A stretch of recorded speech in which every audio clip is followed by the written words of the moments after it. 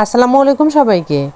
একদিন এক স্ত্রী তার স্বামীকে বলল, দেখতে দেখতে আমাদের বিয়ের 12 বছর হয়ে গেল। আলহামদুলিল্লাহ, আমরা অনেক সুখী, তাই না?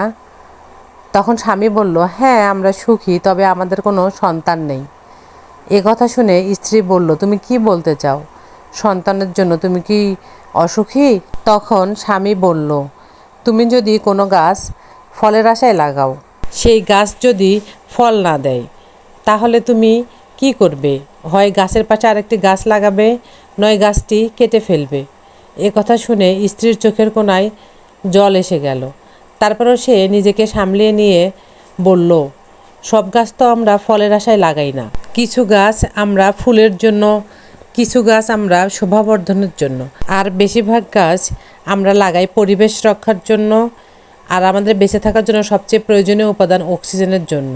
তাই আসো, আমরা দুজন একে অপরের অক্সিজেন হয়ে বেঁচে থাকি। তখন স্বামী বলল, এভাবে তো কখনো ভেবে দেখিনি।